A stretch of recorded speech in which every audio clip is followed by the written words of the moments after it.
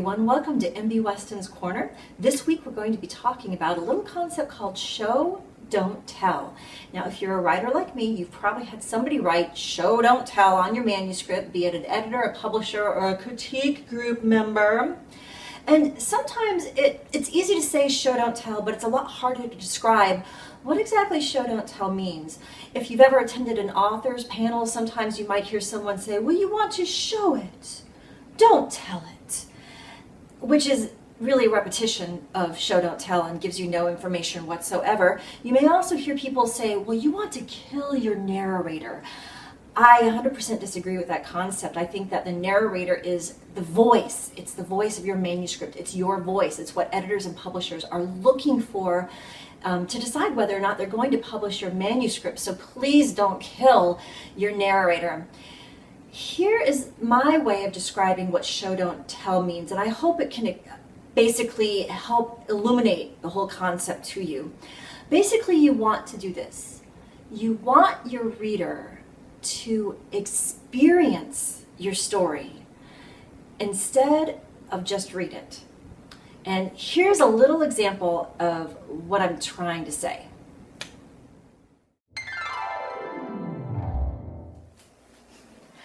It's snowing and I'm cold. What do you think? Was that good? Should I do that again? I wasn't really feeling it. Do you mind if we try that again? All right. That's not exactly how movies work, is it? Here's a better example of how to show, don't tell.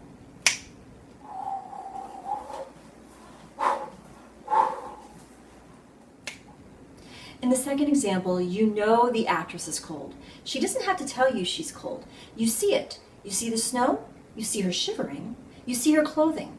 All three of those things tell you exactly what the actress is feeling. And because you're seeing it, you're feeling it, you're seeing her shivering, you're seeing the snow, you might actually begin to feel the cold as well. Your story needs to become kind of like a movie that plays in your reader's mind. Only, unlike a movie, your reader gets to be totally involved, 100% there in the middle of the action. Seeing, hearing, feeling, touching, tasting everything that goes on, and seeing the anger, seeing the emotion, being right there. You don't want it just to be an audio recording. Here are three of the main ways that most writers fail at the show, don't tell thing.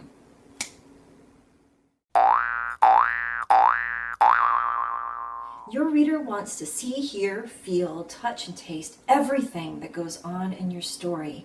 Make it come alive. Don't just tell your reader that the estate was vast.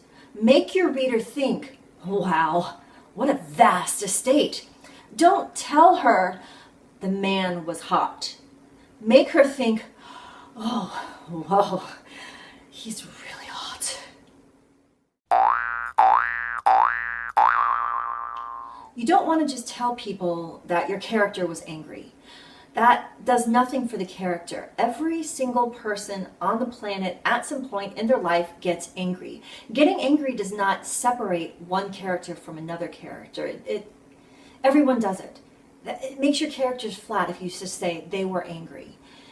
What separates us from each other as human beings is how we react in our anger. Here's a few examples.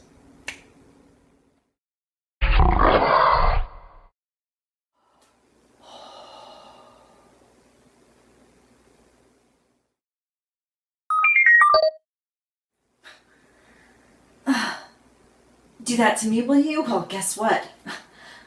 I got a Twitter account. @ reply, nasty, nasty, nasty, nasty, nasty, send, bing! Huh, just like the leader of the free world. Oh, honey. Forget double toil and trouble. This time we're adding arsenic.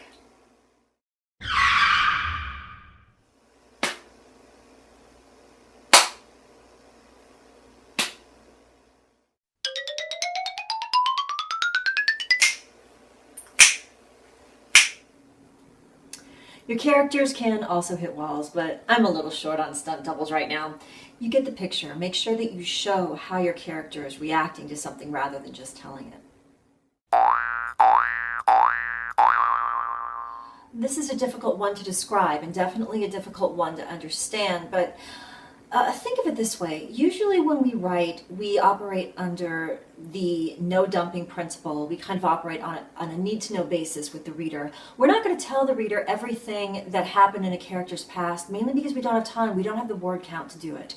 However, there is an exception to this.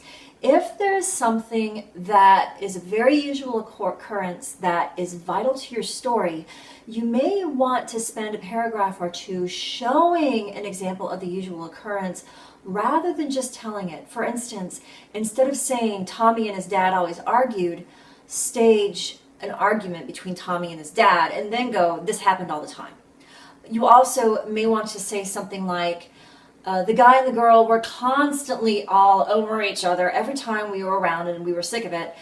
Instead of just doing that, have them be constantly all over each other in a scene.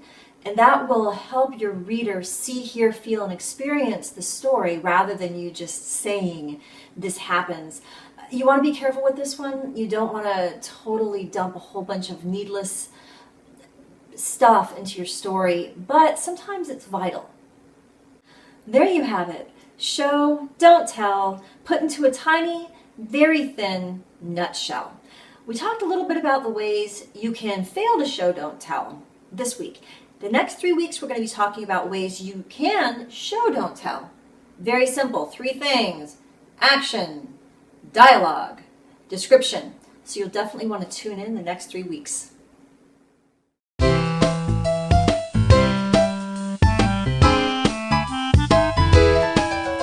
Hi, this is MB Weston. Thank you so much for watching this video. If you want to see more like it, please subscribe to my YouTube channel, The MB Weston. Also check out my website, mbweston.com, and go to amazon.com and check out my books, A Prophecy Forgotten and Out of the Shadows.